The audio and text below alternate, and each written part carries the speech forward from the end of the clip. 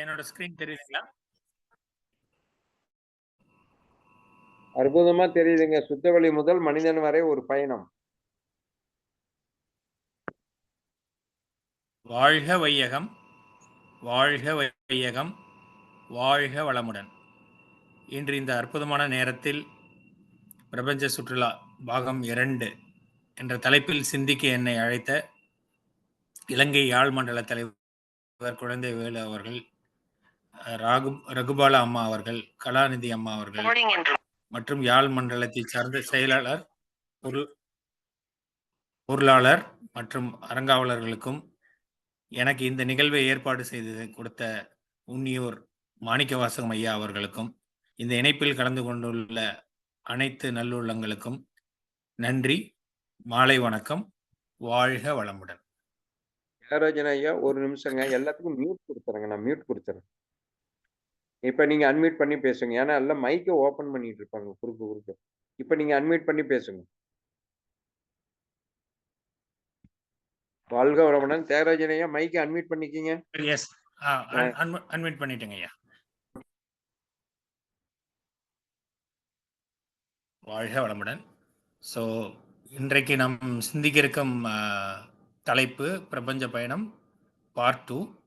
ஏற்கனவே நம்ம பிரபஞ்ச பயணத்தை பற்றி ஏற்கனவே இன்னொரு ப்ரெசன்டேஷன் நம்ம பார்த்துருக்கோம். ஸோ அதனுடைய தொடர்ச்சி தான் இது. இதில் வந்து நம்ம சுத்தவெளி, பரமாணு, இறைத்துகள், நுண்வின், பேரணு, உயிரணு பற்றி நம்ம சிந்திக்க போகிறோம். எந்த ஒன்று அறிந்திடில் இறைவன் முதல் உயிர் வரை எல்லாவற்றையும் உணர்த்துமோ அதுவே காந்தமாம். முந்தையோர்கள் அகத்தவத்தால் முற்றுணர்ந்த போதிலும் மொழிவதற்கு உவமையின்றி முட்டி மோதி நின்றனர். இந்த நாள் விஞ்ஞானமோ ஏற்றம் பெற்றதாலதை இயங்கிடும் மின்சாரம் மூலம் எல்லாருக்கும் உணர்த்தலாம். அந்தமாம் மெய் ஞானத்தோடு அணுவின் ஞானம் இரண்டையும் குறித்து உய்ய பாலம் போன்ற ஆக்க ஞானம் காந்தமே அப்படின்னு வேதாத்திரி மகரிஷி அவர்கள் அருளிய இந்த கவியோடு நம்ம இதை தொடங்கலாம்.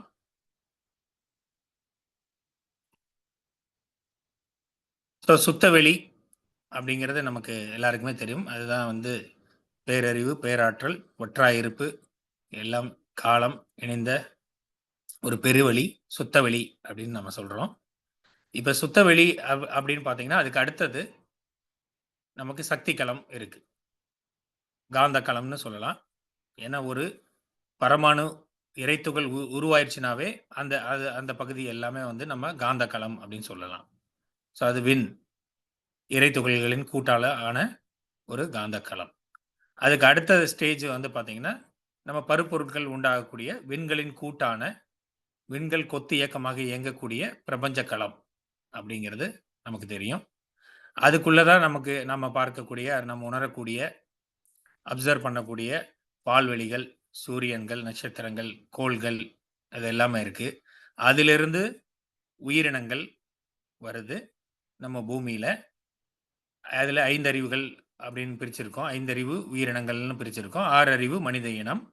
ஸோ மனதை, அறிவை, அறிவால் உணரக்கூடிய சக்தி பெற்ற உயர்ந்த சிறப்பு பெற்ற ஒரு இனம்தான் நம்ம மனித இனம்.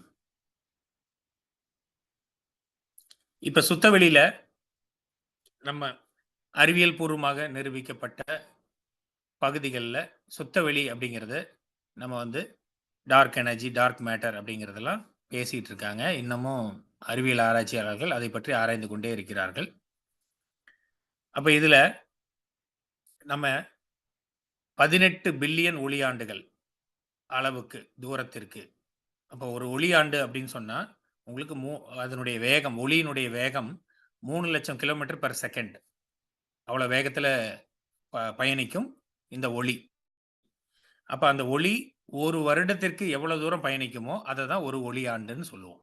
அப்போ அது அப்ராக்சிமேட்டாக 9.5 லேக்ஸ் லட்சம் கோடி 9.5 லட்சம் கோடி கிலோமீட்டர்கள் பயணிக்கும். அப்போ அதை ஒரு டிஸ்டன்ஸாக நம்ம வச்சுக்கிட்டோம்னா அதுதான் ஒளியாண்டு, லைட் இயர்னு சொல்கிறாங்க. அப்போ அதுபோல் 18 பில்லியன் ஒளியாண்டுகள் அளவுக்கு எல்லா பக்கமும் எடுத்துக்கிட்டிங்கன்னா அந்த மொத்த அளவும், அந்த மொத்த இடமும் வந்து இருக்கக்கூடிய இடம் தான் நம்ம இப்ப வாழக்கூடிய பிரபஞ்சங்கள், பால்வெளிகள், சூரியன்கள், கோள்கள், உயிரினங்கள் இதெல்லாம் அடங்கிய அந்த பகுதி வந்து அதனுடைய அளவு 18 பில்லியன் ஒளியாண்டுகள் உடையது. அதுக்கு மேலயும் 46 பில்லியன் ஒளியாண்டுகள் வரைக்கும் உள்ள டிஸ்டன்ஸ்ல இருக்கக்கூடியது மொத்தமா சேர்த்து தான் நம்ம பிரபஞ்ச களம் அப்படின்னு சொல்றோம். ஏன்னா, அங்கேயே வந்து நமக்கு உயிர் துகள்கள் வந்து உருவாகுது. அந்த காந்த களம் இருக்கு. அதனால அதையும் சேர்த்து தான் நம்ம நம்ம பிரபஞ்ச களம்னு சொல்றோம். அது 16 பில்லியன் ஒளியாண்டுகள். அதுக்கு அடுத்து பார்த்தீங்கன்னா, 61 பில்லியன் ஒளியாண்டுகள் வரைக்கும் நமக்கு எகெயின் அங்கேயும் வந்து டார்க் மேட்டர் அப்படின்னு சொல்லக்கூடிய எரித்துகள்களால் நிரம்பிய பகுதிகள் இருக்கு. சூழ்ந்து இருக்கு. அதுக்கும் தாண்டி போனோம்னா தான் 61 பில்லியன் ஒளியாண்டுகளுக்கு மேல 1 பில்லியன்னா 100 கோடி. 61 பில்லியன் ஒளியாண்டுகளுக்கு மேல போகும்போது இருக்கக்கூடியது சுத்த வெளி.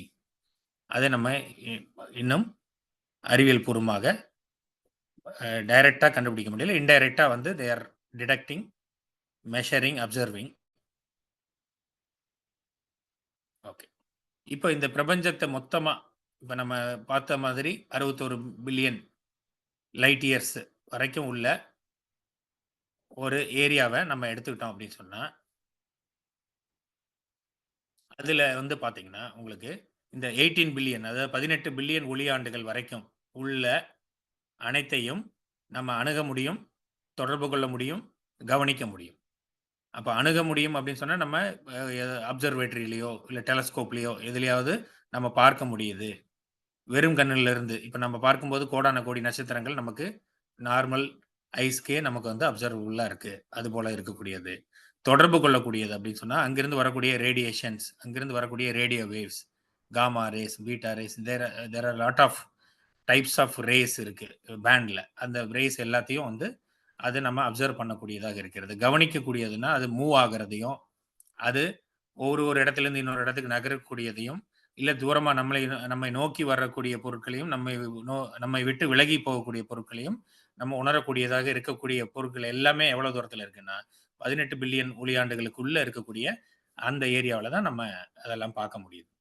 இதுக்கு அடுத்தது இந்த 46 பில்லியன் ஒளியாண்டுகள் இருக்கக்கூடியது பார்த்தீங்கன்னா, எல்லாவற்றையும் கவனிக்கக்கூடியது. ஆனால், அணுக முடியாதது மற்றும் தொடர்பு கொள்ள முடியாதது. இப்ப இந்த விவரமெல்லாம் இந்த புள்ளி விவரமெல்லாம் நான் சொல்றது வந்து ஆஸ் ஆஃப் 2024 இந்த ஆண்டினுடைய நிலவரப்படி இருக்கு.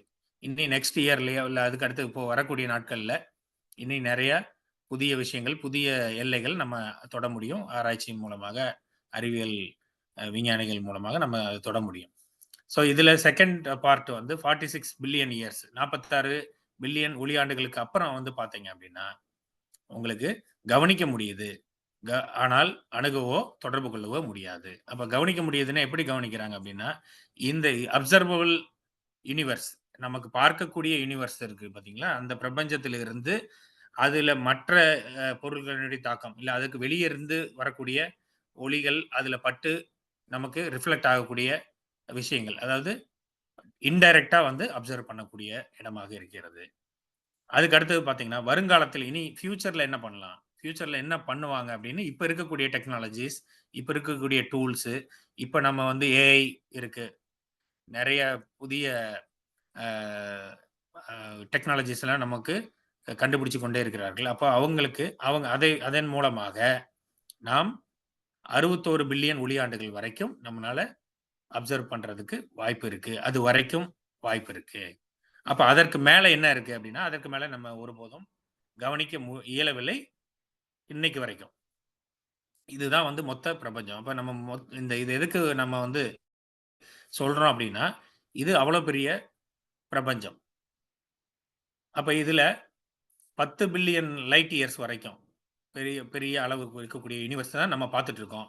அந்த 10 பில்லியன் லைட் இயர்ஸ் வரைக்கும், ஒளியாண்டு வரைக்கும் இருக்கக்கூடிய அந்த பெரிய லார்ஜான ஒரு யுனிவர்ஸ் பெர்ஃபெக்ட்லி யூனிஃபார்ம். அதுல வந்து ஒண்ணொண்ணு மாரி நடந்துகிட்டு இருந்தா கூட, பேட்டர்ன், பிரிசிஷன், ரெகுலாரிட்டி அப்படின்னு வேதாத்ரி மகரிஷி அவர்கள் சொன்ன மாதிரி, அந்த பேட்டர்ன், பிரிசிஷன், ரெகுலாரிட்டில தான் நடக்குது. அப்ப இந்த பேட்டர்ன், பிரிசிஷன், ரெகுலாரிட்டில நடக்குதுன்னா, அப்ப எது இதுக்கு காரணமா இருக்கும்? அப்போ இந்த மொத்த பிரபஞ்சத்திலயும் பார்த்தீங்கன்னா, உங்களுக்கு கிராவிட்டி அப்படின்னு சொல்லக்கூடிய அந்த ஈர்ப்பு விசை இருக்கு. அது ஒரு வைப்ரேஷன் மாதிரி இருக்கு. இப்போ ஒரு தண்ணி இருக்கு. ஒரு வாட்டர் வச்சிருக்கீங்க. அதுல ஒரு கல்லு தூக்கி போட்டோம்னா, ஒரு அலை ஏற்படுது.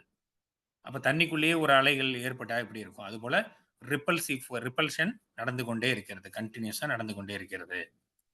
ஈர்ப்பு அலையில.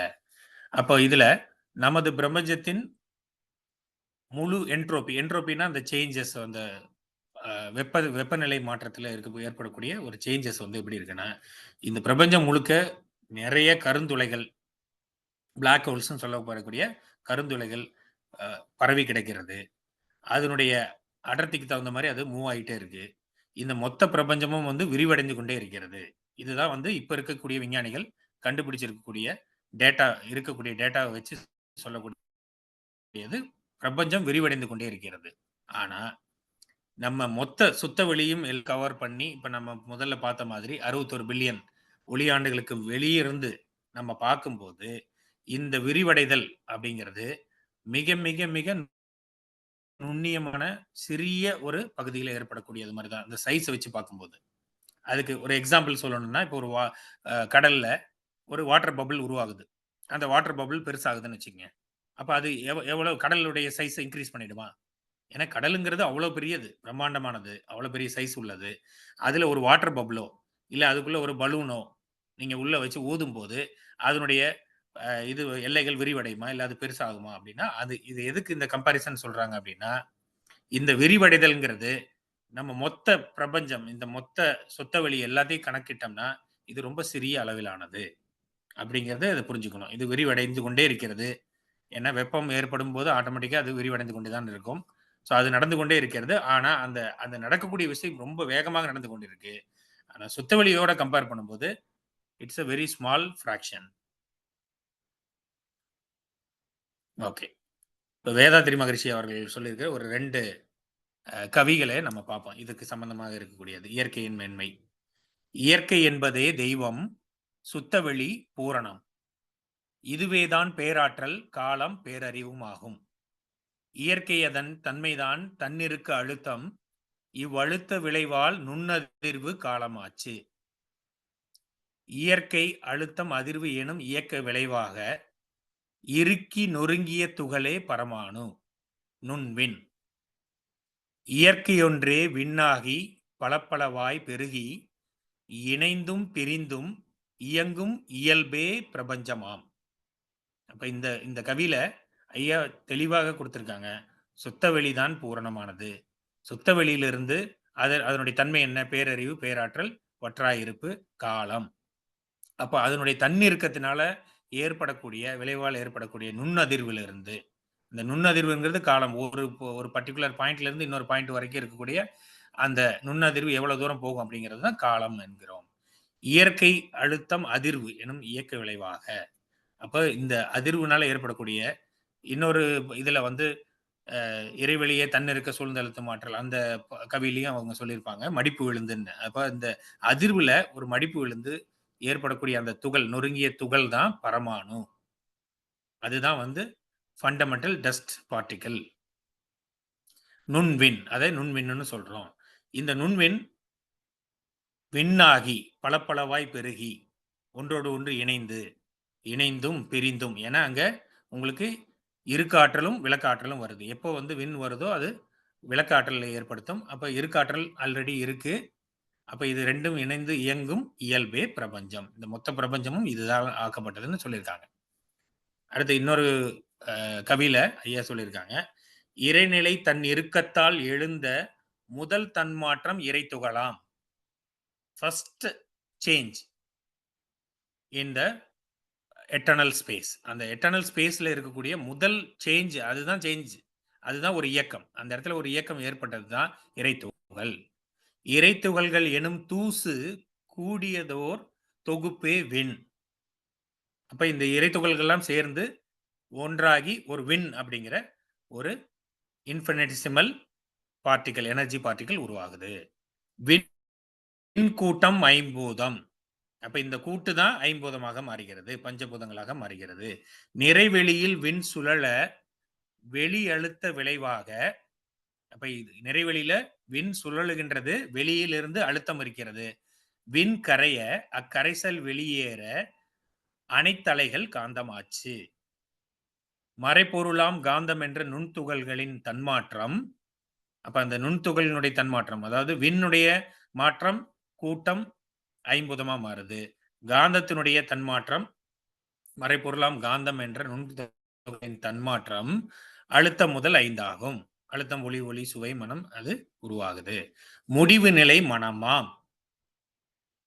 குறைவில்லா இயற்கையதன் தன்மாற்ற சீரதனை மேற்சொன்ன வரிகளை வைத்து மனப்பாடம் செய்வீர். இந்த இந்த இந்த கவியை வந்து நான் எதுக்கு மெயினா எடுத்திருக்கேன் அப்படின்னா, அவரு லாஸ்ட் லைன்ல சொல்லியிருக்காரு பாருங்க. மேற்சொன்ன வரிகளை வைத்து மனப்பாடம் செய்வீர் அப்படிங்கிறாரு. திரும்ப திரும்ப சொல்லுங்க. திரும்ப திரும்ப இத மைண்ட்ல ஏத்திக்கங்க. இத இந்த இந்த இந்த பாடல் வந்து நமக்கு எப்பவுமே மறக்காம இருந்தது அப்படின்னு சொன்னா, நமக்கு இது இந்த பிரபஞ்ச ரகசியம் முழுக்கும் நமக்கு இதிலேயே அடங்கியிருக்கு.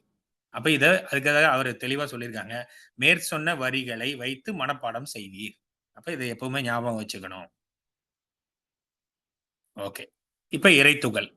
அப்ப இறைத்துகள் அப்படிங்கிறது சுத்தவெளியிலிருந்து ஒரு துண்டுபட்ட ஒரு பகுதி. அத ஒரு கோள வடிவத்தில இருக்குன்னு வச்சுக்குவோம். அப்ப இது எல்லா பக்கத்தில இருந்தும் அந்த அழுத்தம், சூழ்ந்த அழுத்தம் அழுத்துது. ஏன்னா இறைநிலையினுடைய அந்த கிராவிட்டியினுடைய தன்மை அதை அழுத்தி, அதனுடைய அழுத்தத்தினால அதை சுருக்கி, அதை எவ்வளவு சிறியதாக்க முடியுமோ, அதாவது அன்டிவைசிபிள் அப்படின்னு சொல்லுவாங்க. அன்டிவைசிபிள்னா அதுக்கு மேல பிரிக்க முடியாது. அதுக்கு மேல பிரிச்சீங்கன்னா சுத்த வெளி ஆயிடும். அப்ப அதுவரைக்கும் அது அழுத்துது. அந்த அழுத்தம் இருக்கிறது. அப்ப இந்த அழுத்தம் எல்லா பக்கத்திலயும் அழுத்தம் வரும்போது, அது சுழல ஆரம்பிக்கிறது. அப்ப அதுக்கு தான் அந்த சுழற்சிக்காக நான் இந்த இது குடுத்திருக்கேன். எல்லா டைரக்ஷன்ல இருந்தும் 360 டிகிரீஸ் மேலும், கீழும் எல்லா பகுதிகள்ல இருந்தும் அது ஒரு மையத்தை வைத்துக்கொண்டு சுழல ஆரம்பிக்கும்.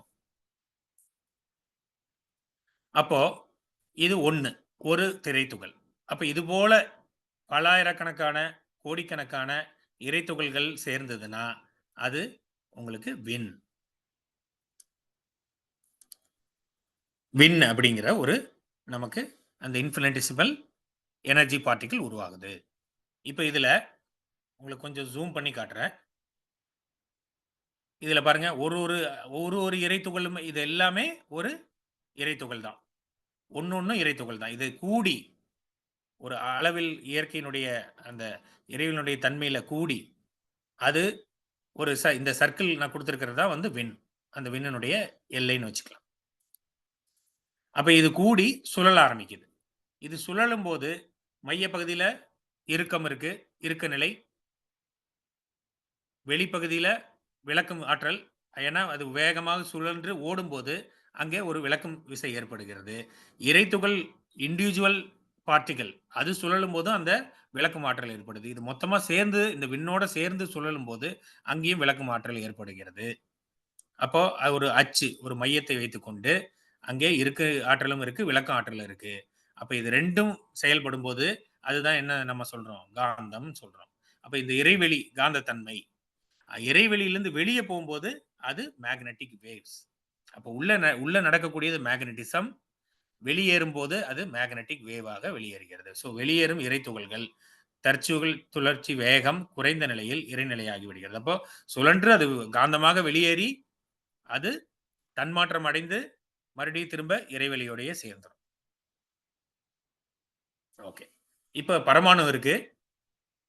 அது சுழலுது. தன்னிருக்க தால் திணிவு நெருங்கி மடிப்பு விழுந்து அது சுழலுது. அந்த சுழலும்போது, அந்த சுழல் விரைவுக்கு ஏற்ப ஒன்றை ஒன்று ஈர்க்குது. அப்ப நெறைய துகள்கள் ஒன்றோடு ஒன்று அதனுடைய சுழல் விரைவுக்கு ஏற்ப பக்கத்துல நெருக்கியும், விலக்கியும் நிறுத்தி அது சுழல ஆரம்பிக்கும். இது போன்ற கோடான கோடி இறைத்துகள்கள் சேர்ந்தது தான் விண்ணாக மாறுகிறது. அப்ப விண் அப்படிங்கிறது ஒரு இன்ஃபினிட்டெசிமல் ஃபண்டமெண்டல் எனர்ஜி பார்ட்டிகிள் அது. அப்போ ஃபண்டமெண்டல் டஸ்ட்ல இருந்து ஒரு எனர்ஜி பார்ட்டிகிள் உருவாகுது. இந்த எனர்ஜி பார்ட்டிகிள் உருவாச்சு அப்படின்னு சொன்னா, இது ஒரு யூனிட். இதுதான் இயற்கையினுடைய ஃபர்ஸ்ட் உங்களுக்கு ஒரு யூனிட். வின் அப்படின்னு சொல்றோம். அப்ப அதுல இது ஏன் வந்து வெளி பக்கமா ஓடுது, உள்ள வந்து அந்த விலக்கு இதுக்கு ஏற்படுது அப்படின்னு சொன்னா, அதுதான் நம்ம நார்மல் பிசிக்ஸ்ல நம்ம என்ன சொல்றோம்? சென்ட்ரிபீட்டல் ஃபோர்ஸ் அண்ட் சென்ட்ரிஃபியூகல் ஃபோர்ஸ்ன்னு சொல்றோம். மைய நோக்கு விசை, மைய விலக்கு விசை. ஒரு பொருள் அதனுடைய மையத்தை வைத்துக்கொண்டு வேகமாக சுழலும்போது, அது கனமான பகுதிகள், கனமான பொருட்கள் உள்நோக்கி வரும். லேசான பகுதிகள் வெளிநோக்கி ஓடும். அதுதான் நம்ம பிசிக்ஸ்ல சொல்லியிருக்கக்கூடிய, சயின்ஸ்ல சொல்லியிருக்கக்கூடிய லா. ஸோ அதுதான் நடக்குது இப்போ. ஓகே. இப்போ இது சுழலும் போது இதிலிருந்து வெளியேறுது. அப்ப சுத்த வெளியின் ஏற்ப மைய நோக்கு ஆற்றலால் கனமான துகள்கள் மையத்தை நோக்கி வரும். லேசான துகள்கள் மைய விலக்கு ஆற்றலால் எதிர் திசையில் வெளியேறும். அப்ப இது சுழன்று கொண்டே இருக்கும்போது எல்லா பகுதியிலிருந்தும் சுழலும். இது ஒரு படத்துக்காக நம்ம அண்டர்ஸ்டாண்டிங்காக நம்ம கொடுத்துருக்கோம்.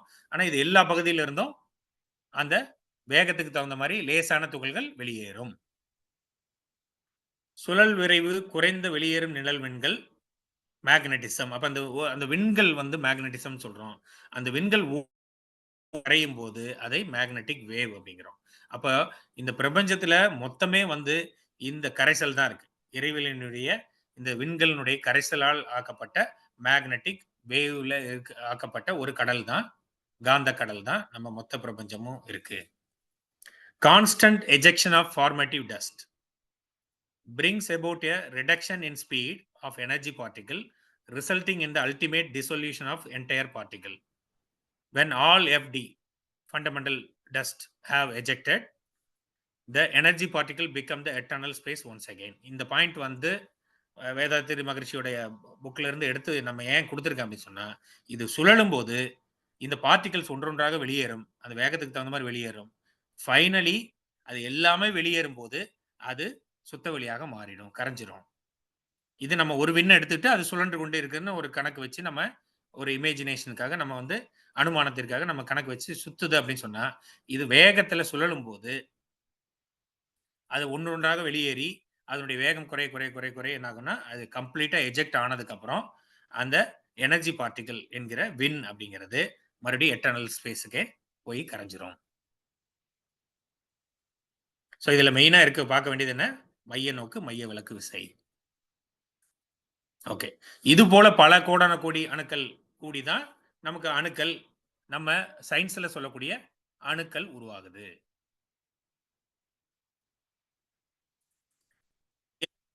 வேகம் குறையும் போது வேதாத்திரி மகரிஷி அவர்கள் சொல்லியிருக்கிறது வந்து வேகம் குறைந்த விண் எலக்ட்ரானாக மாறுகிறது. அதுலயும் வேகம் குறைந்த எலக்ட்ரான் மறுபடியும் அது புரோட்டானாக மாறுது. அதுலயும் வேகம் குறையும் போது நியூட்ரானாக மாறுதுன்னு ஒரு சொல்லியிருக்காங்க. பட் எலக்ட்ரான்லயே நிறைய விஷயங்கள் இருக்குது. அதை மேற்கொண்டு பார்ப்போம். ஸோ விஞ்ஞானம் கூறும் அணுக்கள் உருவாவதற்கு முன்பு சுத்தவெளி எலக்ட்ரான்கள் தனித்தனியே இயங்கி நிரம்பிய கடலாக இருந்தது என்பதை ஆராய்ச்சியில் கண்டறிந்திருக்கிறார்கள். இப்போ ஒரு சில ஆராய்ச்சிகள்ல இப்ப இந்த எக்ஸ்ப்ளோடிங் நியூட்ரான் ஸ்டார், ஒரு ஸ்டார் மோதி வெடிச்சு சிதறி அங்க புதுசா ஒரு பிளாக் ஹோல் உருவாகக்கூடிய இடத்துல இவங்க போய் ஆராய்ச்சி பண்ணும்போது அங்க என்ன இருக்குன்னா, எலக்ட்ரான்கள்ஸ் தான் மிதந்து கொண்டிருக்கிறது. ஆனா ஒன்றை ஒன்று சேராமல் தனித்தனியாக மிதந்து கொண்டிருக்கிறது. அப்ப அதனுடைய வேகம், அதனுடைய வெப்பம் எல்லாமே அதிகமா இருக்கும்போது அது ஒரு கடல் போல மிதந்து கொண்டிருக்கிறது.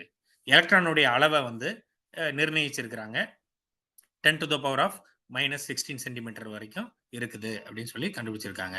அதுக்கு வந்து நம்ம சோர்ஸும் ஒன்று எடுத்திருக்கோம். இதை ஷேர் பண்ணும்போது உங்களுக்கு அந்த சோர்ஸ்லயும் நீங்க போய் பார்க்கலாம். ஓகே. இப்ப விண்கள் சுழல் விரைவுக்கேற்ப 4 வகைகளாக பிரிக்கப்படுகின்றன. ஒரே விண், அதே விண்ணு தான். ஆனா அது சுழல் வேகம் அதனுடைய இது ஆகும் விரைவுக்கு தகுந்த மாதிரி அதை எலக்ட்ரான்கிறோம், புரோட்டான்கிறோம், நியூட்ரான் சொல்றோம். அப்புறம் எல்லாமே முடிஞ்சு போகும்போது கருந்துளையாக மாறுது. அப்ப அந்த விரைவுக்கு ஏற்ப கொஞ்சம் கொஞ்சமா அது மாற்றம் அடைகிறது. அப்ப இந்த எலக்ட்ரான்ல அதனுடைய ஸ்டேஜ் பார்த்தீங்கன்னா, ஃபர்ஸ்ட் எலக்ட்ரான் அதை விட ஸ்பீடு குறைஞ்ச சுழல் விரைவு குறைஞ்சது வந்து புரோட்டான் ஆகும். அதை விட சுழல் விரைவு குறையும் போது நியூட்ரான் ஆகும் மாறி இந்த எலக்ட்ரான்களோட சேர்ந்து ஒரு அணுவை உருவாக்குகிறது. ஓகே. இப்ப இதுல நான் ஒரு இது சப்பாட்டாமிக் பார்ட்டிகல்ஸ்னுடைய ஒரு எக்ஸ்பிளனேஷன் கொடுத்துருக்கேன். Just for information. எலக்ட்ரான் அப்படிங்கிறதே வந்து லெப்டான்ஸ்ன்னு சொல்றாங்க. அதுக்கப்புறம் இந்த புரோட்டானை உருவாக்கக்கூடிய துகள்களை வந்து குவார்க்ஸ் அப்படின்னு சொல்றாங்க. இந்த லெப்டான்ஸ்ல பாத்தீங்கன்னா நிறைய டைப்ஸ் இருக்கு. 3 மேஜர் டைப்ஸ் இருக்கு. அதுல பாத்தீங்கன்னா லைட்டஸ்ட் இருக்கக்கூடியது வந்து மாசு ரொம்ப கம்மியாகவும் எலக்ட்ரிக் சார்ஜ் ரொம்ப ஜீரோவாகவும் இருக்கக்கூடியது நியூட்ரினோ அப்படின்னு சொல்றாங்க. அதுக்கப்புறம் எலக்ட்ரான்ங்கிறது -1 சார்ஜ் இருக்கும். எப்பவுமே அது -1 நெகட்டிவ் சார்ஜ் உள்ள ஒரு இதை தான் நம்ம எலக்ட்ரான்னு நம்ம சொல்றோம். அதுக்கப்புறம் மிடில் நியூட்ரினோ இருக்கு, மியூவான்ஸ்ன்னு இருக்கு. இது எல்லாமே இந்த வகை லெப்டான் வகையை சார்ந்தது. இதுக்கு ஒன்னொன்னுக்கும் ஒவ்வொரு அளவுகள் இருக்கு. அது ரொம்ப டீப்பா போகல அதுல. அதுக்கப்புறம் குவார்க்ஸ்ல பார்த்தீங்கன்னா, அப், டவுன், சார்ம், ஸ்ட்ரேஞ்ச், டாப், பாட்டம்னு அதுக்கும் வந்து அதனுடைய மாஸுக்கும், அதனுடைய எலக்ட்ரிக்கல் சார்ஜுக்கும் பொறுத்து டிஃபரெண்ட்டா இருக்கு.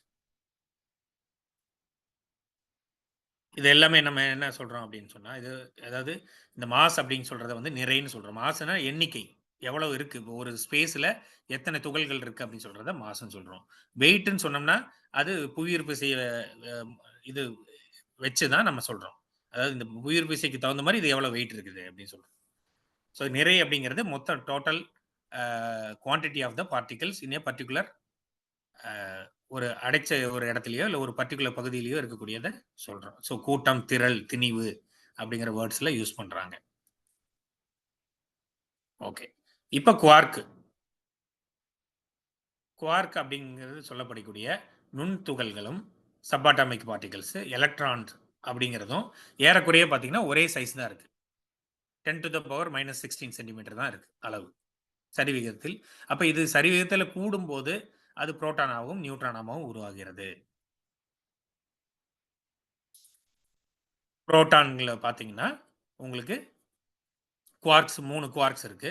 அது ஒண்ணும் பார்த்தீங்கன்னா 2/3, 2/3 -1/3 அந்த விகிதத்தில தான் எல்லாமே கூடியிருக்கும். எப்பவுமே அதுதான் கூடியிருக்கு. அதை ஒன்றோடு ஒன்று இணைக்கிறதுக்காக அந்த ஸ்ப்ரிங் மாரி இருக்கு பார்த்தீங்களா? அத வந்து இணைக்கிறதுக்காக பசை போன்ற ஒரு பொருள் இருக்கு இல்லையா? அத வந்து குளூவான்ஸ் அப்படின்னு சொல்லி சொல்றாங்க. நியூட்ரானும் அதே போல தான். ஒன்லி டிஃபரன்ஸ் இஸ் அந்த இது சார்ஜ், எலக்ட்ரிக் சார்ஜ பொறுத்து டிஃபரன்ஸ் இருக்கு. இது வந்து -10⁻13 13 சென்டிமீட்டர் அளவுக்கு அளவுகள் இருக்கிறது. இது எல்லாம் மொத்தமா இது ஒண்ணோட ஒண்ணு இணைஞ்சு சேரும்போது, புரோட்டானும், நியூட்ரானும் சேர்ந்து தான் என்ன ஆகுது? அந்த நியூக்ளியஸ் எனப்படக்கூடிய கரு, அணுக்கரு உருவாகிறது. புரோட்டான்கள் மற்றும் நியூட்ரான்கள் மையத்தில் ஒருங்கிணைந்து சுழலும் அமைப்பு நியூக்ளியஸ் எனப்படும். அணுக்கரு. அந்த அணுக்கருவினுடைய சைஸ் வந்து 10⁻12 சென்டிமீட்டர் வரைக்கும் இருக்கு. அப்ப இதுக்குள்ள பார்த்தீங்கன்னா, அணுக்கருக்குள்ள பார்த்தாலும், அது ஒண்ணொண்ணும் 3 செட் அந்த பேட்ச் அந்த அந்த இதுல தான் இருக்கும். அது மாறவே மாறாது. இந்த குவார்க்கை 2ஆ பிரிச்சோம் அப்படின்னு சொன்னா, சயன்டிஃபிக்கா அத ப்ரூவ் பண்ணியிருக்கிறது. இதை நம்ம ஒரு ஃபோர்ஸ் வச்சோ, இல்ல எதோ வச்சோ பிரிச்சோம் அப்படின்னு சொன்னா, immediately it will create another பேர். அது எப்பவுமே பேரா தான் இருக்கும். நீங்க அத வந்து நம்ம ஃபோர்ஸ் குடுத்து பிச்சு எடுத்தாலும், ஒரு லெவலுக்கு மேல நம்ம அதை தனியாக பிரிக்கும்போது, அது இன்னொரு இம்மீடியட்லி அடுத்த செகண்ட், அடுத்த fraction of second it will create another pair அப்படிங்கிறது தான் அறிவியல்ல கண்டுபிடிச்சிருக்காங்க. ஓகே. இப்ப நார்மலா நம்ம எலக்ட்ரான் வந்து நம்ம ஸ்கூல்ல கெமிஸ்ட்ரியில படிக்கும்போது, எலக்ட்ரானோட இது ஆட்டம்னுடைய ஸ்ட்ரக்சர் நம்ம பார்த்திருப்போம். ஸோ, ஒரு சென்டர்ல வந்து அணுக்கரு இருக்கும். அதுக்கப்புறம் டிஃபரெண்ட் டைப்ஸ் ஆஃப் ஷெல்ஸ் இருக்கும். எல் ஷெல், கே ஷெல் அது மாரி இருக்கும். அதுல எலக்ட்ரான்கள் சுற்றிக் கொண்டு இருக்கிறதுன்னு நம்ம படிச்சிருப்போம். ஆனா ரியல் டைம்ல இது இது போல தனித்தனியாக இருக்காது. இந்த எலக்ட்ரான்ஸ் அப்படிங்கிறது ஒரு கிளவுட் மாதிரி இந்த மொத்த ஒரு இப்ப எப்படி பூமிக்கு மேல வந்து ஒரு அட்மாஸ்பியர் நமக்கு சரவுண்டிங் இருக்கு இல்லைங்களா? அதே போல இது கிளவுடாக இருந்துட்டு, வேற எந்த பொருளையும் உள்ள விடாம, வேற எந்த இது கூடயும் சேராம இது இருக்கும். இதனுடைய ஸ்பீடு குறைய இது மையத்த நோக்கி, அணுக்கருவை நோக்கி செல்லும். ஸோ, இத ஒரு பர்ட்டிகுலர் பார்ட்டிகிளா நம்ம வந்து சொல்ல முடியாது. இது ஒரு அலை போல, ஒரு கிளவுட் போல இது அந்த அணுக்கருவை சுற்றிக் கொண்டே இருக்கிறது. இந்த ஃபார்மேஷனுக்கு வரும்போது தான், நம்ம சயன்டிஃபிக்கா ப்ரூவ் பண்ணியிருக்கிற, இல்ல சயன்ஸ்ல நம்ம டிஃபைன் பண்ணியிருக்கிற எலிமென்ட்ஸ் அப்படிங்கிற பேரணுக்கள் உருவாகிறது.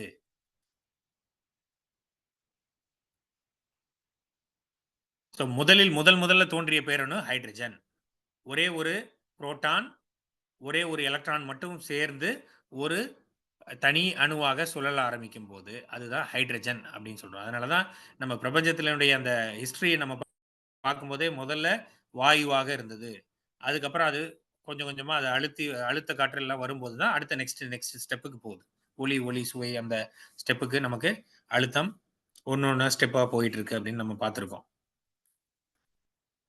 இப்போ இந்த பீரியாடிக் டேபிளில் இருக்கக்கூடிய இந்த எல்லா எலிமெண்ட்ஸும் இதே போல அந்த ஒரு ஃபர்ஸ்ட் ஹைட்ரஜன் அணு எப்படி உருவாச்சோ அதே போல ஒன்றொன்றும் சுழல் விரைவுக்கு ஏற்ப இந்த எலக்ட்ரான்களும் புரோட்டான்களும் ஒன்றோடு ஒன்று இணைந்து அதுக்கு மேல இயற்கையிலேயே அது ஒன்றோடு ஒன்று இணைந்து அதை பிரிக்க முடியாமல் செய்யக்கூடிய தன்மைக்கு வந்து இயற்கையாகவே, அதாவது ஸ்டேபிள் அப்படின்னு சொல்லுவாங்க, இன்னொன்று அன்ஸ்டேபிள் அப்படிம்பாங்க.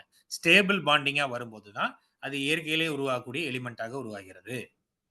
அப்ப இதுல பாத்தீங்கன்னா உங்களுக்கு இந்த டேபிள்ல இவ்வளவு 118 இருக்கு. அது போக மீதி எல்லாம் எக்ஸ்ட்ரா புதுசா, அதாவது மனிதர்கள் உண்டாக்கிய புதிய அணுக்களும் இருக்கு. இதுல எலிமெண்ட்ஸும் இருக்கு.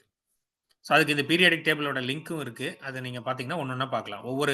ஒவ்வொரு இதை கிளிக் பண்ணீங்கனாலும் உங்களுக்கு அது ஹைட்ரஜன்னா என்ன, அந்த ஹைட்ரஜனுடைய நேம் என்ன, அதனுடைய அட்டாமிக் நம்பர் என்ன, அதனுடைய எலக்ட்ரானுடைய கான்ஃபிகரேஷன் என்ன, எலக்ட்ரானுடைய அந்த வோல்டேஜ் என்ன, அதனுடைய மாஸ் என்ன, வெயிட் என்ன, எல்லாமே வந்து இந்த டேபிள்ல நம்ம பார்க்க முடியும். இது எதுக்கு நம்ம காட்டியிருக்கோம் அப்படின்னு சொன்னா, இது அத்தனையும் இயற்கையிலேயே உருவான எலிமெண்ட்ஸ், இயற்கையிலேயே உருவான பேரணுக்கள், தனிமங்கள். அதனாலதான் தனிமங்கள்னு சொல்லுவாங்க. தனித்தனியா அது இருக்கு. அதுக்கு அது ரெண்டையும் ஒண்ணா சேர்த்தணும் அப்படின்னா சேரும். ஆனா அது அன்ஸ்டேபிளா தான் இருக்கும். அதுவே தானாக உருவாகி, இயற்கையாகவே தானாக உருவாகி ஸ்டேபிளா இருந்ததுன்னா தான் அதை வந்து தனிமம் அப்படிங்கிற அந்த லிஸ்ட்ல வந்து நம்ம கொண்டு வருவோம். ஓகே. இப்போ அப்ப நம்ம இந்த ஸ்டெப் பை ஸ்டெப்பா பார்த்துட்டு வரும்போது நம்ம விண்ணு பார்த்தோம், இறைத்துகள் பார்த்தோம், விண்ணு பார்த்தோம், விண்ணிலிருந்து எலக்ட்ரான்ஸும் குவார்க்ஸும் அதுக்கப்புறம் புரோட்டான் நியூட்ரானும் அணுவாகும். அணுவு வந்து கொஞ்சம் கொஞ்சமா ஒன்னோட ஒன்று கூடி சேரும்போது எல்லா எலிமெண்ட்டும் உருவாகுது. இயற்கையில் நம்ம பார்க்கக்கூடிய அத்தனை எலிமெண்ட்களும் உருவாகுதுன்னு பார்த்தோம். ஓகே. இப்போ நம்ம உயிரினத்துக்கு வருவோம். அப்போ ஒரு ஹியூமன் செல்லுல ஒரே ஒரு செல் எடுத்துக்குவோம். அப்போ ஆவரேஜ் செல் எவ்வளவு சைஸ் இருக்கும், இல்ல அதுல எத்தனை அணுக்கள் இருக்கும் அப்படின்னு சொல்லி பார்த்தா லட்சம் கோடி அணுக்கள் இருக்கும். 100 ட்ரில்லியன் அப்படின்னா 1 ட்ரில்லியன் லட்சம் கோடி, 100 லட்சம் கோடி அணுக்கள் இருக்கக்கூடிய ஒரு பகுதி என்னன்னு பார்த்தீங்கன்னா ஒரே ஒரு செல். நம்ம உடம்புல இருக்கக்கூடிய ஒரே ஒரு செல். அப்போ ஒரு மனிதன் 70 கிலோ வெயிட் உள்ள ஒரு மனிதன் இருக்காருன்னு வச்சுக்குவோம். உங்களுடைய வெயிட் எந்த வெயிட்டா இருந்தாலும் சரி, அந்த வெயிட்ல நம்ம ஒரு கால்குலேஷன் போடுறோம் அப்படின்னு நினைச்சோம்னா, அதே அந்த நம்பருக்கு பக்கத்துல 80ன்னா 8 வச்சுக்கங்க, 70ன்னா 7 வச்சுக்கங்க. 8க்கு பக்கத்துல 10 to the power of 27 அப்படின்னா 27 0 நம்ம போட்டுட்டே வந்தோம்னா அவ்வளவு ஆட்டம்ஸ், அவ்வளவு அணுக்கள் ஒரு மனிதனுக்கு உள்ள இருக்கு. அப்ப அதை சிம்பிளா சொல்றேன்னா அவங்க 7 பில்லியன் பில்லியன் பில்லியன் சொல்றாங்க. பில்லியன்னா 100 கோடி. அப்ப 7 100 கோடி 100 கோடி 100 கோடி அளவு உள்ள ஒரு அணுக்களின் எண்ணிக்கை இருக்கும் ஒரு மனிதனுக்குள்ள. அப்ப நம்ம இது எதுக்கு உணர்ந்துக்கிறோம்னா, அப்ப அவ்வளவு அணுக்களும் ஒன்றாக கூடி இயங்கக்கூடிய ஒரு கூட்டமைப்பு தான் இந்த உயிரினம், நம்ம உடல். இது போல எல்லா உயிரினங்களும், உயிரில் இருக்கக்கூடிய எல்லா உயிரினங்களுக்கும் இதே போல தான். அப்ப இதுல என்ன என்ன இருக்கு உள்ள அப்படின்னு சொல்லி பார்த்தீங்கன்னா, 2/3 3ல 2 மடங்கு வந்து பார்த்தீங்கன்னா, ஹைட்ரஜன் தான் இருக்கு. ஹைட்ரஜன் அப்படிங்கிறதுக்கு எக்ஸ்பிளனேஷன் குடுத்துருக்காங்க. ஹைட்ரோ அப்படின்னா, ஹைட்ரோ அண்ட் ஜீன் அப்படின்னு சொன்னா வாட்டர் ஃபார்மிங்னு அர்த்தம். ஹைட்ரோன்னா வாட்டர். வாட்டர் ஃபார்மிங் அப்படின்னு அர்த்தம். ஆக்ஸிஜன் அப்படின்னு சொன்னா ஆசிட் ஃபார்மிங்னு அர்த்தம். அதுக்கப்புறம் கார்பன். ஸோ இதுல 2/3 இருக்கு. 1/4 வந்து ஆக்ஸிஜன் இருக்கு. 1/10 வந்து கார்பன் இருக்கு. அப்போ இந்த 3 தான் வந்து நம்ம உடம்புல மொத்தமா 99% இதுதான் இருக்கு. அதனுடைய எலக்ட்ரான், நியூட்ரான், புரோட்டானுடைய இதுவும் நம்பர்ஸும் குடுத்துருக்காங்க. இதெல்லாம் வந்து சயின்டிஃபிக்கா கால்குலேட் பண்ணி வச்சிருக்காங்க.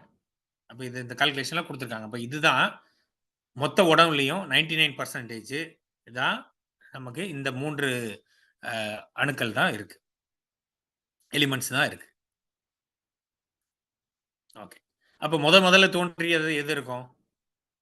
ஃபர்ஸ்ட் தோன்றிய ஒரு உயிர் அப்படின்னு சொன்னா, அது மைக்ரோப்ஸ் அப்படின்னு சொல்லக்கூடிய நுண்ணிய ஒரு அணுக்களாலான ஒரு கூட்டு தான் முதல்ல உருவாச்சு. அத வந்து அவங்க என்ன சொல்றாங்க அப்படின்னு சொன்னா, 3.7 பில்லியன் இயர்ஸ்க்கு முன்னால ஒரு மைக்ரோப் இருந்ததுக்கான பாறை படிமங்கள்ல இருந்து ஒரு அணுவை ஒரு பகுதியை எடுத்து ஆராய்ச்சி பண்ணியிருக்காங்க. அப்போ 3.7 பில்லியன் இயருக்கு முன்னாலேயே உயிர் உருவாவதற்கான தன்மை நம்ம பூமியில ஏற்பட்டிருக்கு. அதுக்கப்புறம் வந்து உலகம் பல தடவ வந்து அழிஞ்சு மறுபடியும் உருவாகி ஐஸ் ஏஜஸ்லாம் வந்து, அதுக்கப்புறம் நெறைய கேட்டாஸ்ட்ரோஃபிஸ் எல்லாம் நடந்து, அதுக்கப்புறம் மறுபடியும் உருவாகி உருவாகி வந்தாலுமே, 3.7 பில்லியன் இயர்ஸ்க்கு முன்னாலேயே உயிர் உருவாறதுக்கூடிய தட்பவெப்பம் தோன்றி, அதுல உருவாகியிருக்கிறது. அதனுடைய பிரசன்ஸ் வந்து அந்த ராக்ஸ்ல வந்து படிவங்கள்ல கண்டுபிடிச்சிருக்காங்க. அப்போ இது வந்து ஒரு செல். அப்ப இந்த ஒரு செல்லுலயே நம்ம ஏற்கனவே பார்த்தோம்.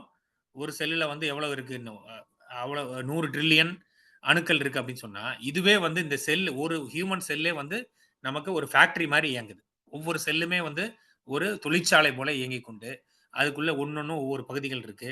நம்ம அதுக்குள்ள டீப்பா வந்து பயாலஜிக்குள்ள டீப்பா போகல. நம்ம அது ஒரு அண்டர்ஸ்டாண்டிங்காக நம்ம சொல்றோம். அப்ப ஒரு செல் அப்படிங்கிறதே வந்து அது ஒரே ஒரு ஃபேக்டரி மாதிரி இயங்கிக் கொண்டிருக்கிறது. இது போல தான் ஒரு சாதாரண பாக்டீரியால இருந்தோ, ஒரு ஒரு ஒரு அனிமல் செல்லுல இருந்தோ, ஒரு பிளான்ட் செல்லுல இருந்தோ, எந்த உயிரினத்திலிருந்து எடுத்து பார்த்தாலும், அது ஒரு ஃபேக்டரி போல நடந்து கொண்டு தான் இருக்கிறது. கோடான கோடி அணுக்களின் கூட்டாக இருக்கிறது. ஓகே. இப்ப இதுல அப்ப அந்த அணுக்களின் கூட்டு தானே இதெல்லாம் இருக்கும். அப்ப நம்ம உணவு சாப்பிடுறோம். அது 7 தாதுக்களாக பிரியுது. அப்ப அந்த 7 தாதுக்கள்லாம் என்னவா இருக்கும்? உடம்புல இருக்கக்கூடிய மற்ற எலும்புகளோ, மற்ற எல்லா பகுதிக்குமே ஏன்னா இந்த 7 தாதுக்கள் தான் உடம்புக்கு இருக்கக்கூடிய எல்லா உறுப்புகளையும் எல்லாத்தையும் உருவாக்கக்கூடியது அதுதானே. அப்போ இந்த ரச, ரத்த, மாமிச, மேத, அஸ்தி, மஜ்ஜை, சுக்கிலம் அப்படிங்கிற இந்த 7 தாதுக்கள் நம்ம சாப்பிடக்கூடிய உணவு, உட்கொள்ளக்கூடிய பொருட்கள்ல இருந்து இதை உருவாக்கி ஒண்ணொன்றாக அத அங்கங்க கொண்டு போய் சேர்த்தது பார்த்தீங்களா? அப்போ இது எல்லாமே எதனால ஆனது? இதையும் பிரிச்சுட்டே போனோம்னா நம்ம எங்க போய் சேருவோம் மறுபடியும்? அதே விண்ணின் கூட்டுக்கு தான் போய் சேருவோம். அப்ப மனிதனுடைய உடம்புல இருக்கக்கூடிய அத்தனை உறுப்புகளும், அத்தனை பகுதிகளும், அது இருக்கக்கூடிய எல்லாமே வந்து இறைத்துகள்களின் கூட்டு, விண்களின் கூட்டு அப்படிங்கிறத நம்ம உணர்ந்துக்கலாம். ஆதியின் அசைவே பரமாணு, அவை ஒவ்வோர் அளவில் கூட வேதம் கூறும் ஐம்பூதம், விண் முதல் மண் வரை வேறில்லை. அப்படின்ட்டு இந்த மலரே மலரே பாட்டுல வேதாத்ரி மகரிஷி அவர்கள் சொல்லியிருப்பாங்க. அப்ப ஆதியின் அசைவே அப்படிங்கும்போது என்ன? சுத்தவெளி ஒரு சிறிய அசைவு. அங்கிருந்து உண்டானது தான் இந்த பரமாணு. அப்ப அதனுடைய ஒவ்வொரு அளவிலும் அது கூட கூட குறைய, விளக்க, இயங்க ஏற்படக்கூடியது தான் பஞ்சபூதங்கள். அப்ப விண் முதல் மண் வரை வேறில்லை. இது மட்டும் தான் ஆனது. ஓகே. ஒவ்வொரு பொருளும் பரமுதலாய் அவ்வுரு வரையில் வந்த கதை செவ்விய சிறு சொல் பரிணாமம் சிறப்பை உணர்வாய் நீயுமதே. அப்ப நம்மளும் அதுதான். அப்ப எங்கிருந்து வந்திருக்கோம்? சுத்தவெளியிலிருந்து இறைத்துகள் தோன்றியதிலிருந்து இன்றைக்கு நானாக இருக்கிறோம், நீங்களாக இருக்கிறோம் அப்படின்னா, அங்கிருந்து தோன்றிய வழி வழியாக வந்த அந்த பரிணாம வளர்ச்சியினுடைய சிறப்பு தான் நம்ம இங்க வந்து இருக்கோம். அப்படிங்கிறது தான் வேதாத்திரி மகரிஷி அவர்கள் ரொம்ப கிளியரா வேற எந்த ஞானிகளும் இவ்வளவு கிளியரா வந்து சயின்டிஃபிக்கா வந்து அ மக்களுக்கு சொல்றதுக்காக மெனக்கெட்டு இருக்க மாட்டாங்கன்னு நம்ம கண்டிப்பா சொல்ல முடியும். ஓகே. கடைசியாக அருட்தந்தை வேதாத்திரி மகரிஷி அவர்கள் னுடைய பன்முக பார்வை. இது நான் ஒரு புக்ல இருந்து படிச்சு தான் எடுத்து போட்டிருக்கேன். அதாவது எல்லா விளக்கங்களையும் குடுத்த ஒரே ஞானி வேதாத்திரி மகரிஷி அவர்கள் தான். அவனின் இயக்கம் அணுவாற்றல், அணுவின் கூட்டு பக்குவம் நீ. அது விஞ்ஞான விளக்கம். அதாவது என்ன மீனிங் என்ன சொல்றாங்க? இப்ப நம்ம பார்த்துட்டு வந்தது, அணுவினுடைய கூட்டு தான் நம்ம. அது அந்த அணு ஆற்றல் தான் எங்கிருந்து வந்தது? அவனுடைய இயக்கம் தான் அந்த அணு ஆற்றலாக வந்தது. கூட்டு பக்குவம் அப்டின்னா, அந்த பக்குவம்ங்கிற வேர்டே வந்து பார்த்தீங்கன்னா, பக்குவப்படுத்துறது அப்டின்னா, பக்குவமா சமைக்கிறோம் அப்டின்னு சொல்றாங்க பார்த்தீங்களா? பக்குவம் அப்டின்னு சொன்னாவே அங்கேயே வந்து உள்ள அணுவின் கூட்டு, அதுக்கப்புறம் பக்குவம் அப்டிங்கிறது அந்த கெமிக்கல் ரியாக்ஷன் அப்டிங்கிறதையும் அங்க கொண்டு வருவாங்க. அப்ப அந்த பக்குவமாக கூடும்போது அதுதான் நம்ம. அப்டிங்கிறது விஞ்ஞான விளக்கமா குடுத்திருக்காரு. ஆதி என்ற பிரம்மம் இது கடல் போல் ஒன்று, அதில் எழுந்த ஜீவனெல்லாம் அலை போல் ஆகும். அப்படின்னு சொல்லியிருக்காரு. அது விஞ்ஞான விளக்கம். அப்ப விஞ்ஞான பூர்வமா சாரி ஆன்மீக விளக்கம்.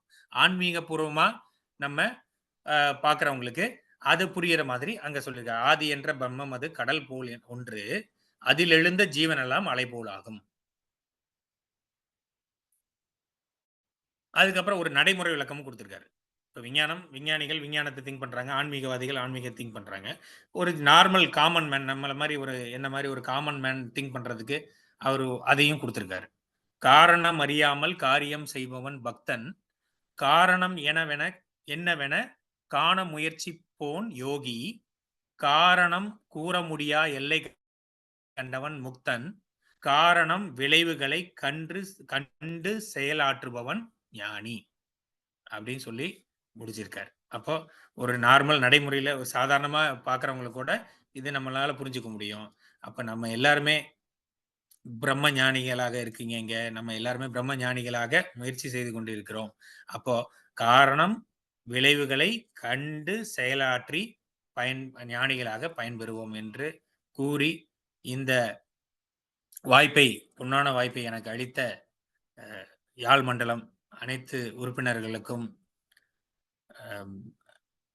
இங்கே கூடியிருக்கக்கூடிய அனைத்து அன்பர்களுக்கும் என்னுடைய மனமார்ந்த நன்றியை தெரிவித்துக் கொள்கிறேன்.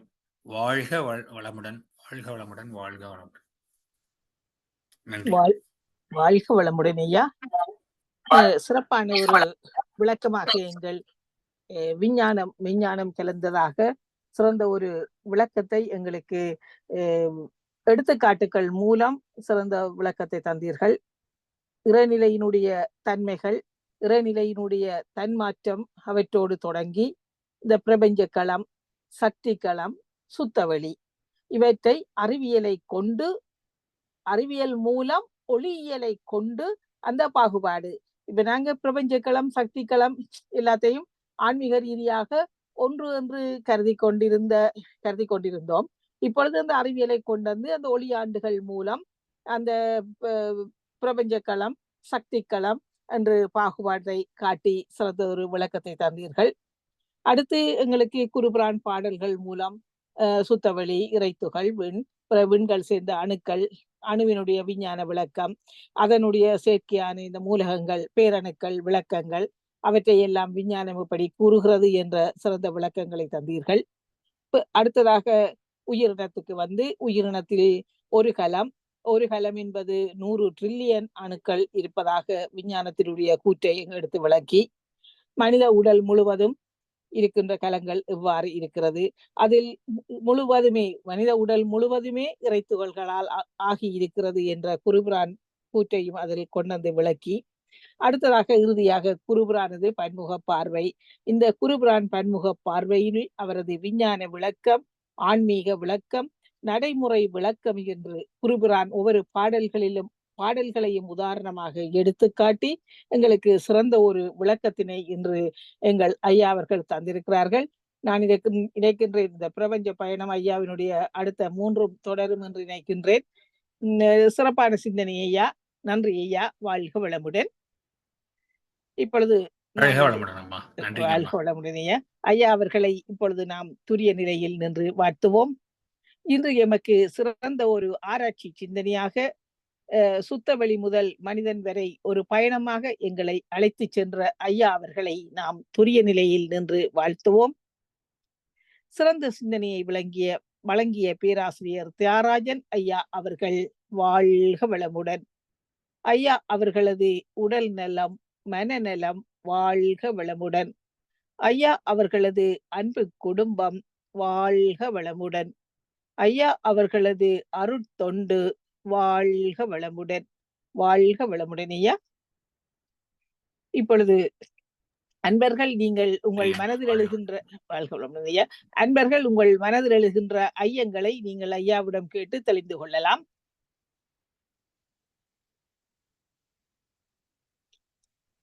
வாழ்க வளமுடன்.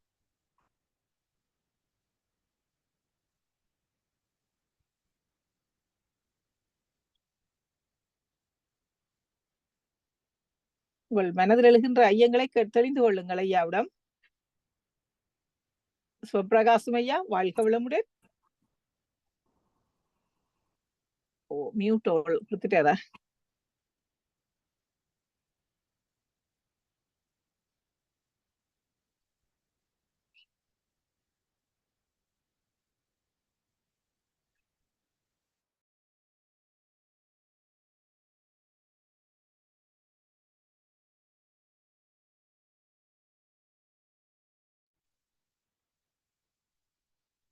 ஐயா சிவபிரகாசம் ஐயா, வாழ்க வளமுடன். ஐயா வாழ்க வளமுடன். மிக ஐயா அற்புதமான வாழ்க விளக்கம் வளமுடன். கொடுத்துருக்கீங்க ஐயா. ஐயா ரொம்ப நன்றிங்க ஐயா. சொல்லுங்க ஐயா. ரொம்ப அற்புதமான விளக்கம் கொடுத்துருக்கீங்க. எல்லாரும் புரிஞ்சுக்கிற மாதிரி பொறுமையா நிதானமா கொடுத்தீங்க. ரொம்ப சிறப்புங்க ஐயா. வாழ்க சரிங்க ஐயா. வளமுடன்ங்க. வாழ்க வளம். நன்றிங்க. வாழ்க நன்றிங்க. வளமுடங்க ஐயா. நன்றிங்க வாழ்க ஐயா. வளமுடன். நன்றிங்க. நன்றிங்க.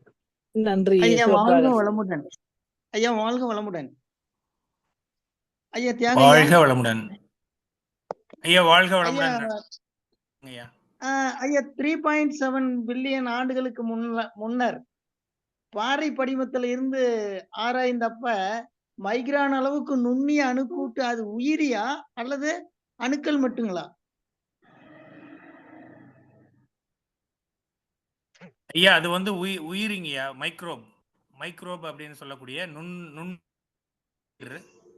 அங்க இருந்ததுக்கான தடயங்கள் கிடைச்சிருக்குங்கய்யா. எப்படின்னா இப்போ நம்ம உடம்புல இருந்து வரக்கூடிய கார்பனும் நம்ம உயிரில இருந்து வரக்கூடிய கார்பனும் வெளியே இயற்கையாக தோன்றக்கூடிய கார்பனுக்கும் வித்தியாசம் இருக்குங்கய்யா.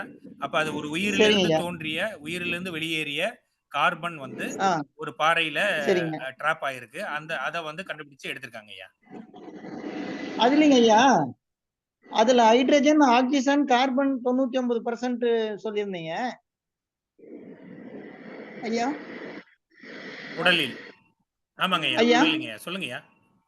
அதுல வந்து அந்த நிலம், நீர், நெருப்பு, காற்று, ஆகாசம் அந்த 5 பௌதீக பொருளுடைய தன்மை தானே அதுல 3லயும் இருக்கு. ஆமாங்க ஐயா. ஏன்னா இதுதானே பேசிக். உங்களுக்கு ஹைட்ரஜன்ல இருந்து தானே ஒன்னொன்னா ஸ்டெப் பை ஸ்டெப் வருது. சரிங்க.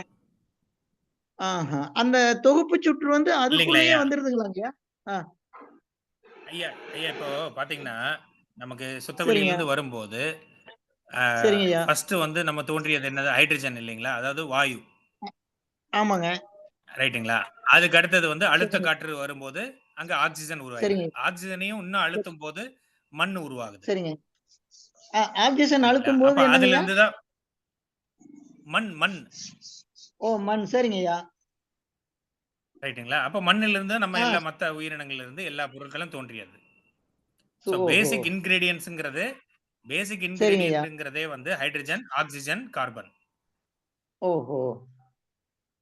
இப்ப அந்த மைக்ரோப்ங்கிற அந்த உயிர் வந்து உயிர் தோன்றுவதற்கு அது ஒரு மூலமா வச்சுக்கலாம், மூல நிலையா வச்சுக்கலாங்க. அதனுடைய பரிணாமம் தான் தோன்றியதுல வந்து ஆமா. இப்போ முதலில் தோன்றிய உயிரினங்கள்னு ஆராய்ச்சி பண்ணும்போது பயாலஜிக்கலா ஆராய்ச்சி பண்றவங்க அந்த ப்ரோக்ரியாட்டிக்ஸ்ன்னு சொல்றாங்க. மைக்ரோப்ஸ், அதாவது சிறிய மைக்ரோப்ஸ் இருக்கு அப்படின்னு சொல்றாங்க இல்லைங்களா? அதுல அது ஃபர்ஸ்ட் தோன்றியது வந்து அது எப்படி உயிர் அப்படின்னு சொல்றோம்னா அது எதையோ சுவாசிச்சு இல்ல எதையோ வந்து அது உண்டு அதுல இருந்து வெளியேற்றக்கூடிய ஒரு தன்மை உள்ளதா இருக்கும். பேசிக் ஃபங்க்ஷனாலிட்டி ஆஃப் உயிர். அப்படிதான். உயிர்னா நம்ம வந்து எப்பவுமே நம்ம இப்ப கண்ணால் பார்க்கக்கூடிய உயிர்களை வச்சு நம்ம திங்க் பண்ணுவோம். ஒரு வைரஸும் அதுக்கு தன்மை இருக்கு இல்லையா? வைரஸ் இருக்கு, பாக்டீரியா இருக்கு இல்லைங்களா? அதுக்கு முன்னால இருந்தக்கூடிய ஒரு மைக்ரோப், அததான் மைக்ரோப்னு சொல்லுவாங்க. மைக்ரோப்ஸ் அப்படிங்கிறது எதுக்குன்னா உயிரினங்கள் தோன்றக்கூடிய தன்மைகளை ஏற்படுத்தக்கூடிய அது வாழக்கூடிய ஒரு தன்மையை ஏற்படுத்தக்கூடிய ஸ்டார்டிங் பாயிண்ட் அதுதான். இப்ப அதை எங்க கண்டுபிடிச்சிருக்காங்கன்னா மோஸ்ட்லி பாத்தீங்கன்னா பெரிய கடலுக்கு ஆழமான அடியிலயோ இல்ல வந்து பனிமலைகள் ஆழமான பகுதிகளிலேயோ வந்து பாத்தீங்கன்னா எங்கெல்லாம் வந்து ஹாட் வாட்டர் ஸ்ட்ரீம் வருதோ இல்ல ஒரு எரிமலைகள் வெடிச்சு அங்கிருந்து உள்ள இருந்து வெளியே வருதோ அதுக்கு பக்கத்துல இருக்கக்கூடிய இடத்துல இந்த படிவங்கள்லாம் அதிகமா கண்டுபிடிக்கிறாங்க. ஏன்னா நம்ம லைஃபே வந்து கார்பன் பேஸ்டு லைஃப். சோ அதை ஒட்டி உயிரினங்கள் வாழ தகுதியான இல்ல வாழக்கூடிய தன்மைகளை ஏற்படுத்தக்கூடிய பொருட்கள்லாம் அங்க உருவாதுங்க ஐயா. நான் வந்து எனக்கு பயாலஜி பேக்ரவுண்ட் இல்ல. சோ நம்ம படிச்சதை வச்சு நான் சொல்றேங்க ஐயா. சரி. ஆனா நல்ல சிறப்பான விளக்கங்க ஐயா. ரொம்ப புரியுற மாதிரி சொல்லியிருக்கிறீங்க. ரொம்ப நன்றி. ரொம்ப நன்றி ஐயா. வாழ்க வளமுடன். நன்றி ஐயா. குருவம்மாள்.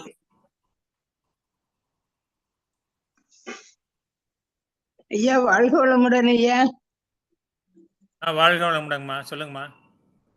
நாங்க வந்து மதுரையில இருந்து பேசுறேங்க ஐயா. ரொம்ப சிறப்புங்க ஐயா. அற்புதமான உரை. ஆனா ரொம்ப எங்களுக்கு ஃபுல்லா புரிஞ்சுக்கிறக்கூடிய இது கிடையாது. அந்த நாலேஜ் இல்ல. அதனால நான் ஒரு கேள்வி கேக்குறேங்கய்யா. இப்ப சக்திகளத்துல கேளுங்கம்மா. போறப்ப கோடான கோடி சூரியன்கள். ஹலோ, சொல்லுங்கம்மா. சக்திகளத்துக்கு போறப்ப கோடான கோடி சூரிய குடும்பங்களை நம்ம பாக்குறோம். ஆனா இப்ப நம்ம காலையில பாக்குறப்ப ஒரே ஒரு சூரியன் தான் பாக்குறோம். இப்ப அதே சூரியன் தான் டெய்லி வருதா இல்ல வேற சூரியன் மாறி மாறி வருதா? ஏன்னா சூரிய குடும்பத்துல நிறைய சூரியன்கள் இருக்கிறதுனால இப்ப அதே வருதா மாறி மாறி வேற எதுவும் வருதாங்கிறத என்னுடைய சந்தேகம் ஐயா. வாழ்க வளமுடன்ங்கம்மா. ம், விளக்கமா சொல்றேங்கம்மா. சரி அதாவது நம்ம சரி. சூரிய குடும்பத்துல ஒரே ஒரு சூரியன் மட்டும்தாங்கம்மா. ம், நம்ம சூரிய ஆ, குடும்பத்துல ஒரே ஒரு சூரியன் மட்டும்தான். அந்த சூரியனை ஆ, தான் நம்ம பூமி சுத்தி வருது. அதை தான் நம்ம ஓ, டெய்லியும் பார்க்குறோம். வேற வேற ஓ, சூரியன்லாம் இல்லைங்கம்மா. அதே சூரியன் மட்டும்தான். மீதி நீங்க ஆ, வானத்துல நைட்டு நல்ல ஒரு கரண்ட் ஆஃப் ஆன ஒரு டைமு, இல்ல ம், அமாவாசை டைம்ல நீங்க மேல பார்த்தீங்கன்னா, ஆமா உங்களுக்கு கோடான கோடி பாக்குறோம். ஆமா நட்சத்திரங்கள் தெரியுது பார்த்தீங்களா? அது எல்லா ஆமா நட்சத்திரங்களுமே ஒரு சூரியன் தாங்கம்மா. எல்லாமே சூரியன் தான். அது ஆமா அந்தந்த இடத்துல சுத்திட்டு இருக்கு. ரொம்ப தொலைவுல இருக்கறனால ஆமா நமக்கு அது அது ஒரு நட்சத்திரம் போல சிறியதாக நட்சத்திரமாக தெரியுது. தெரியுது. ஆனா அது எல்லாமே ஆமா அது இத்தனைக்கும் சூரியன் நம்ம பார்க்குற எல்லா நட்சத்திரங்களும் ஒரு ம் 90% நம்ம பார்க்குற எல்லா நட்சத்திரங்களும் நம்ம பால்வெளியில மட்டும் இருக்கிறதுங்கம்மா. ஆனா அது போல ம் கோடான கோடி ம். பால்வெளிகள் இருக்குங்க. ஆ நம்ம பார்க்குற மில்கி வேன்னு சொல்றோம் இல்லைங்களா? அந்த மில்கி ஆமா வேல நம்ம ஆமா பார்க்குறதாங்க நம்ம பார்த்துட்டு இருக்கோம். அது கண்ணுக்கு தெரியுது. ம் அது இல்லாம இன்னும் ரொம்ப ம் தொலைவுகள்ல இருக்கக்கூடிய பெரிய பெரிய பால்வெளிகள் இருக்குது. பெரிய நட்சத்திர ஆமா கூட்டங்கள் இருக்கு. நெறைய விஷயங்கள் இருக்குமா. நான் ம் நான் அ இந்த பிரபஞ்ச பயணம் பார்ட் 1ல அத பத்தி ரொம்ப டீட்டெயிலா எக்ஸ்ப்ளைன் பண்ணியிருக்கேங்கம்மா. அத கூட நீங்க பாருங்க. இல்ல உங்களுக்கு அனுப்பி விடலாங்கம்மா. அனுப்பிவிடுங்க. வாழ்க வளமுடன். பாக்குறேன். நம்ம பார்க்கறது ஒரே சூரியன் தாங்கம்மா. எப்பவுமே ஒரே சூரியன் தான் ம் நம்ம பார்க்கறது. ஓ சரிங்கய்யா. ரொம்ப சிறப்பான விளக்கம் கொடுத்திருக்கீங்கய்யா. வாழ்க வளமுடன். உங்களுடைய தொண்டு தொடரட்டும். எனக்கு அதை மட்டும் அனுப்பி விடுங்கய்யா. வாழ்க இதே வளமுடன். இதே நம்பர். சரிங்கம்மா. நன்றி அம்மா. தேவதாஸ் ஐயா, நன்றி வாழ்க அம்மா. வளமுடன். ஃபோன் பண்ணியிருக்கிறார். அன்பர்களிடம் வேறு வினாக்கள் இல்லாவிட்டால் நாங்கள் நிகழ்வை நிறைவுக்கு கொண்டு வரலாம். வாழ்க வளமுடன். வாழ்க ஐயாவோட வளமுடன் ஐயா. பேச்சு ஐயா ஐயாவோட வாழ்க பேச்சு வளமுடன். அற்புதமாகவும் சிறப்பா இருந்த ஐயா. வாழ்க வளமுடன். ரொம்ப நன்றிங்க ஐயா. வணங்கக்கூடிய மாநிலம். நன்றி ஐயா. வாழ்க வளமுடன். நாம் சிறந்த சிந்தனையை கேட்டு மகிழ்ந்தோம். இப்பொழுது நாம் நிகழ்வை நிறைவுக்கு கொண்டு வருவோம். நிகழ்வுக்கு கொண்டு வரும் முகமாக உலக நல வாழ்த்து பாடுவதற்கு குருவம்மாள் யாராவது உலக நல வாழ்த்து படிக்கிறீங்களா? நான் பாடுறேங்கம்மா. ஓகே, வாழ்க வளமுடன் அம்மா. வாழ்க வையகம், வாழ்க வையகம், வாழ்க வளமுடன். உலக நல வாழ்த்து. உலகமெல்லாம் பருவமழை ஒத்தபடி பெய்யட்டும். உழவரெல்லாம் தானியத்தை ஓப்புடனே பெருக்கட்டும். பல தொழில்கள் புரிகின்ற பாட்டாளி உயரட்டும். பகுத்துணர்வில் தொகுத்துணர்வு பண்பாட்டை உயர்த்தட்டும். கலகங்கள் போட்டி பகை கடந்தாட்சி நடக்கட்டும். கல்லாமை கடன் வறுமை கலகங்கள் மறையட்டும். நலவாழ்வை அளிக்கும் மெய் ஞான ஒளி வீசட்டும். நம் கடமை அறவாழ்வின் நாட்டத்தே சிறக்கட்டும். நம் கடமை அறவாழ்வின் நாட்டத்தே சிறக்கட்டும். நம் கடமை அறவாழ்வின் நாட்டத்தே சிறக்கட்டும். வாழ்க வையகம், வாழ்க வையகம், வாழ்க வளமுடன். அம்மா மிக்க நன்றிங்கம்மா வாய்ப்பு கொடுத்ததுக்கு. நன்றி அம்மா. சிறப்பாக உலக நல வாழ்த்தினை படித்தீர்கள். உங்களுக்கு எங்கள் நன்றிகளும் வாழ்த்துக்களும். வாழ்க வளமுடனுமா. வாழ்க வளமுடன். வாழ்க வளமுடன். இன்று எமக்கு சிறப்பான சிந்தனையாக பிரபஞ்ச சுற்றுலா எம்மை அழைத்து சென்ற எங்கள் பேராசிரியர் தியாகராஜா ஐயா அவர்களும் எங்கள் முனைவர் மாணிக்கவாசகம் ஐயா அவர்களும் இந்த இணைப்பினிலே இணைந்து கொண்டுள்ள அன்பு உள்ளங்களாகிய நீங்களும் உங்கள் அன்பு குடும்பமும் வாழ்க வளமுடன் என்று யாழ் மண்டலத்தின் சார்பாக உங்கள் அனைவரையும் வாழ்த்தி இந்த நிகழ்வை நாம் இனிதே நிறைவு செய்து கொள்கின்றோம். நன்றி. வாழ்க வளமுடன். இந்த யூடியூப்ல ஜெஃப்னாசோன் என்ற யூடியூப்ல பாத்தீங்கன்னா இந்த இருக்கும். வாழ்க வளமுடன். நன்றி ஐயா. வாழ்க வளமுடன். சரிங்கம்மா. வாழ்க வளமுடன். வாழ்க வளமுடன்.